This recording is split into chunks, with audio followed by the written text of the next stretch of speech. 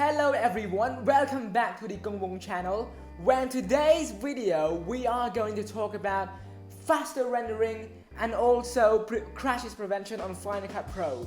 Now, recently I made a video on how to have a better and a faster editing workflow on Final Cut Pro, and I want to cram everything in a single video, but I feel like it will be too much information for people to digest, and that is why I'm making a separate video talking about these specific problems. So on Final Cut Pro, crashes and rendering sort of relate to each other because when you render your video, your CPU will be used a lot and you will have a higher chance of crashing and possibly lead to the worst case scenario, and that is deleted editing files. And that is one of the things that I used to experience a lot, and I have been trying to experiment with so many ways to have a better and faster rendering, and today I just want to share with all of you about what I do to ensure that my Final Cut Pro do not crash and have a faster rendering when I do my renderings. And also, if you want to understand more about how to have a faster editing workflow, you can click on the card right here. I have about 6 useful tips that I shared with all of you. But without any further ado, let us begin with the first point, and that is very simple. And that means that when you have your Final Cut Pro application, do not open it immediately when you just turn your computer on. Especially when you just recently have a crash on your computer. Because when you open your Final Cut Pro immediately when your computer just turned on, it will have a higher chance of kernel crashes and it will be troublesome for you. So yeah, I usually spend about 5 minutes away from my computer upon turning it on, and I come back, turn on the Final Cut Pro, and then I just continue with my editing workflow without any problems. So it's a very simple tip to do that will save you a lot of time in the long run, and that is something that I experienced. So maybe you guys can also use it as well. And that is the first point, see? Very simple. Now we are going to talk about the second point, which is a bit hard, but at the same time still simple, and that is having a folder for your project. A folder here means that you have your editing file, your video, your sound design, any other related material that you are going to use in your Final Cut Pro. You have it in a single folder without having to spread your file across the entire laptop. Because a lot of the time when I experience, when I want to render, I feel like it's a lot slower because I think that the Final Cut Pro try to find file in different location and that lead to slower rendering, and my computer is already slow. So when I try to create a single folder to edit all of my file, I don't see any crashes and I don't see any rendering problem. And it is a very simple tip, and if you want to know how to create a folder, I will share with all of you further about how I actually structure my folder in the fourth point, which I will share with all of you in a bit. So yeah, easy tip, second point, which is about creating a folder. Now we are going to talk about the third point, which is another simple thing that you can do that will save you so much hassle, and that is deleting unused media. Because in Final Cut Pro you have your transitions, you have your effects, you have your unused video file, and all of those can be called cache file that you don't really use. So what I always do, basically, as you can see on my screen right here, what I always do is that I always try to delete those unused media. As you can see, I have 8.1 megabyte of cache file, but if you are editing on Final Cut Pro, you might be surprised because this number of cache file can go up to 10 gigabyte, whereas your editing file is only 5 or 6 gigabyte. Mine used to go up to 30 gigabyte for the cache file.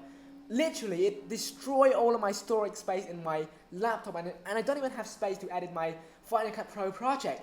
So what you want to do is that you go to File, you go to Delete Generated Library File, and just click on Delete Render Files, and select Unused Only, and then just bam.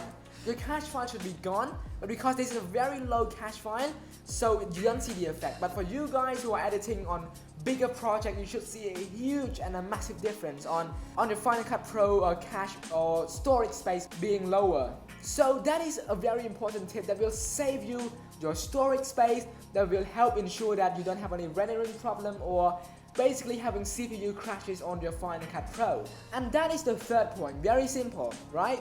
Now on to the fourth point that I want to share with all of you is investing in an external hard drive, which is something like this. So an external hard drive means that you will have an extra space that you can store other files in it, and you can invest in a cheap one. It costs about $100 to buy, or a little bit over $100 to buy a 4 terabyte external hard drive, and it will save you a lot of hassle, believe me. Because with an external hard drive, you can store all of your project folders, you can store every single thing that really can cause you a headache, like storing file, knowing where exactly the file is, storing your sound effect. So you can just access it immediately and edit on your external hard drive. And from my experience, I always have a faster rendering workflow when I use an external hard drive. And when you want to render the video, it's faster. You don't really see crashes because your CPU is not consuming only on your CPU itself, but also on the external hard drive storage space. So if I were to plug it in, so I want to share with all of you about exactly what I use on my external hard drive and how I structure my file. So if you go to my computer right here, this is my external hard drive, and I have my Final Cut editing files in here. As you can see, we have virtual learning, intro, live, final tip, and I have a single folder that basically dedicates itself to each individual folder, dedicating to my Final Cut Pro editing file. If I were to go to exercising at home, you see that I have all of my video media in here, and I just imported in my Final Cut Pro. Now, it's not just having an external hard drive. You can go and see my other video talking about faster editing workflow, because having an external hard drive is one thing to have a faster rendering, but there are a lot more to it than that, and I already explained in the other video. But yeah, basically having an external hard drive, you can create folders like these that I'm showing you. For example, existential video, I have other media related items, I have my sounds, which is in here as well. And overall, with the external hard drive, you can ensure that you can organize your file really well. Your Final Cut Pro doesn't have to search for the file, and you don't have to delete your file upon after using it.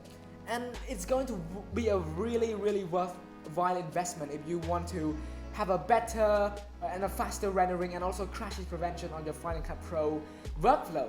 And also having an external hard drive means that you are basically have a file discipline, meaning you don't just store your file everywhere, you're not wasting your storage space, and basically overall you are having a better performance on the Final Cut Pro rendering as well. So with that said, that is the fourth point that I want to share with all of you. Very simple, it's going to be a worth investment. And for the final point that I want to share with all of you is on the idea of status check. What do I mean by status check? Well, this is something that a lot of people really miss out a lot because they don't really care about it. But I would suggest you to keep an eye on the icon that I'm about to show you in this screen if you go right here. So you can see here, this is the check one. It is called background task, basically to understand what is running on your Final Cut Pro background. So you have transcoding and analysis, importing media management, all of these things right here, which is right now on idle. But usually when you import a file, when you do something on Final Cut Pro, if you see the status check running, I would suggest do not touch your Final Cut Pro. Let it run and then come back to editing it. Because while it is running, if you were to do something with your Final Cut Pro, usually it will pause, meaning that it hasn't completed what it wanted to do. So when it hasn't completed it and your computer crashes, then surely 100% your Final Cut Pro is gonna have a very high chance of deleting almost everything that you have worked on, and it's really hard. So it is a very simple tip that you can use. Just check on what is running in your background, the status, and basically just waiting until it completed all of the background tasks. So to show you an example, if I were to drag some of the file or video, if I were to have one into basically into my Final Cut Pro editing project. So let's say that I am importing this file into my Final Cut Pro editing project. So I just drag it right here, and as you can see, the background task is running, and if I were to do something, it says pause. So you don't want to do anything while you are importing the media. Just wait until everything is finished, and yeah, it's running very fast after it immediately transcode and doing its analysis. And not only will you have a faster editing workflow, you will also have a faster rendering time as well, just by doing this basic stuff. So with that said, this is how your Final Cut Pro editing rendering will be faster, and you should hopefully also prevent crashes problem in Final Cut Pro as well. And yes, with that being said, these are the 5 tips that I want to share with all of you. Hopefully I make it short because I don't want it to be too long, so you guys can digest the information. To summarize, number 1, very simple, do not open your Final Cut Pro immediately, especially after just crashing. Secondly, it's about creating folders for your project.